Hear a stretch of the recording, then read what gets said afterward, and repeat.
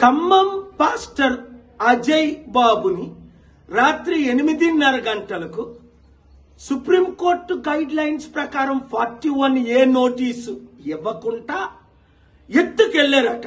వెంటనే నాకు మెసేజ్ వస్తే ఒక ఎస్పీతో మాట్లాడి అక్కడ ఉన్న పోలీస్ సర్కిల్ ఇన్స్పెక్టర్తో మెసేజ్ పెట్టి ఆయన ఫోన్ ఆన్సర్ చేయకపోతే, అలాగే ప్రెసిడెంట్లు ఇతరులతో మాట్లాడితే ఇప్పటి వరకు అజయ్ బాబు ఎక్కడున్నాడో తెలియదు. ఎందుకు అరెస్ట్ చేశారు? అరెస్ట్ చేశారంటున్నారు, చేయలేదంటున్నారు. ఎందుకు చేశారంటే ఆయన అనుచిత వాక్యాలు మాట్లాడారని. ఎవరైనా ఏ దేవతలైనా ఏ దేవుళ్ళైనా ఏ మందిరాలైనా దూషిస్తే నేను దాన్ని ఖండిస్తున్నాను. అయితే ప్రవీణ్ పగడాల గురించి ఆయన మాట్లాడిన విషయాలు చూశారు. ప్రశ్నిస్తున్నాడు, ఇది హత్య, ఇదిగో మా దగ్గర ఇలాంటి రుజువులు ఉన్నాయని. అంటే ప్రశ్నించలోని మీరు అరెస్ట్ చేస్తారా?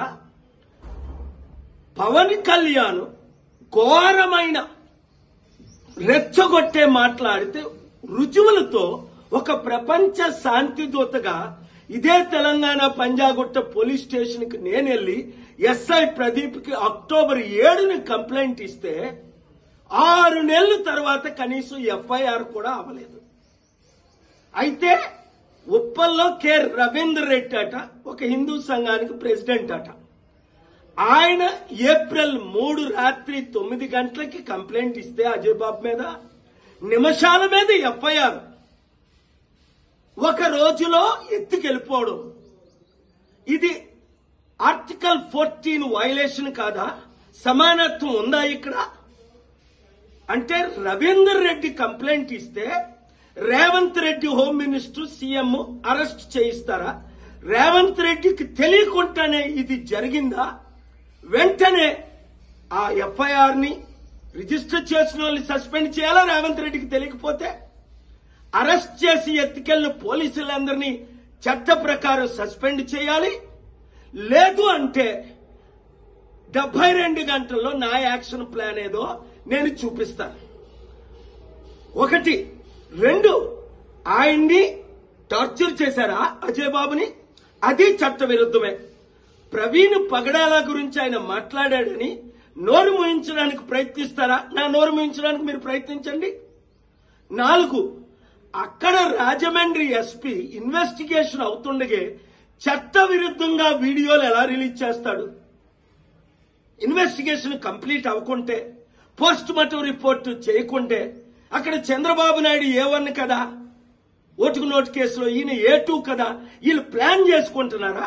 నేను కేసు పెట్టి వాళ్ళ బెయిల్ క్యాన్సిల్ చెయ్యాలా?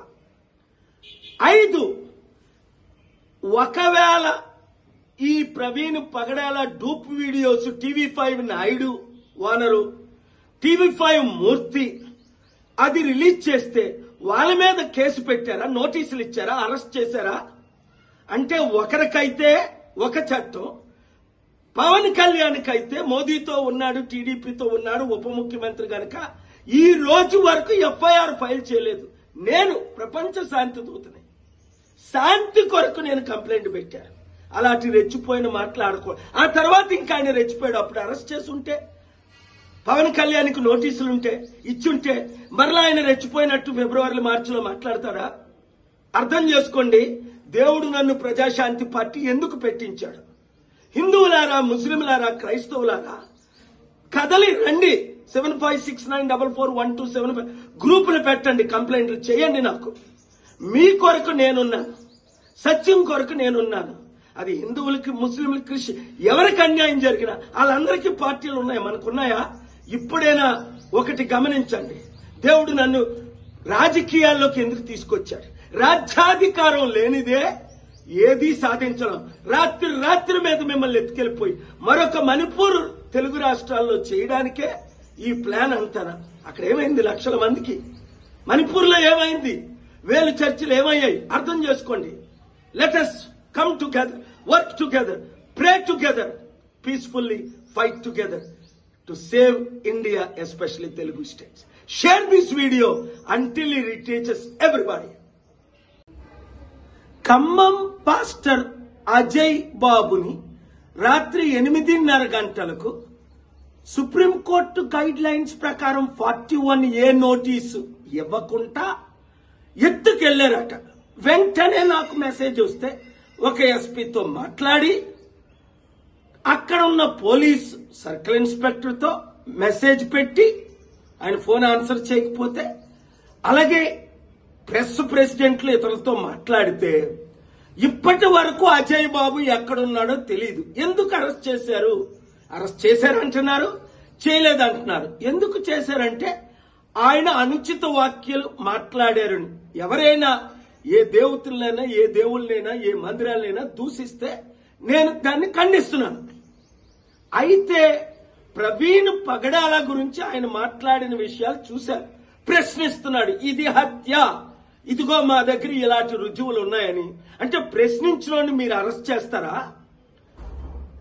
పవన్ కళ్యాణ్ ఘోరమైన రెచ్చగొట్టే మాట్లాడితే రుజువులతో ఒక ప్రపంచ శాంతి దూతగా ఇదే తెలంగాణ పంజాగుట్ట పోలీస్ స్టేషన్ కి నేను వెళ్లి ఎస్ఐ ప్రదీప్ కి అక్టోబర్ 7ని కంప్లైంట్ ఇస్తే 6 నెలల తర్వాత కనీసం ఎఫ్ఐఆర్ కూడా అవ్వలేదు. అయితే ఉప్పల్లో కె రవీందర్ రెడ్డి అట, ఒక హిందూ సంఘానికి ప్రెసిడెంట్ అట. ఆయన ఏప్రిల్ 3 రాత్రి 9 గంటలకి కంప్లైంట్ ఇస్తే అజయ్ బాబు మీద నిమిషాల మీద ఎఫ్ఐఆర్, ఒక రోజులో ఎత్తుకెళ్ళిపోవడం. ఇది ఆర్టికల్ 14 వైలేషన్ కాదా? సమానత్వం ఉందా ఇక్కడ? అంటే రవీందర్ రెడ్డి కంప్లైంట్ ఇస్తే Revanth Reddy home minister CM arrest చేయిస్తారా? రేవంత్ రెడ్డికి తెలియకుండానే ఇది జరిగిందా? వెంటనే ఆ ఎఫ్ఐఆర్ ని రిజిస్టర్ చేసిన వాళ్ళని సస్పెండ్ చేయాలా? రేవంత్ రెడ్డికి తెలియకపోతే అరెస్ట్ చేసి ఎత్తుకెళ్లిన పోలీసులందరినీ చట్ట ప్రకారం సస్పెండ్ చేయాలి.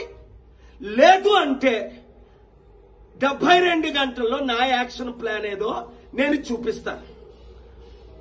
1, 2 ఆయన్ని టార్చర్ చేశారా అజయ్ బాబుని?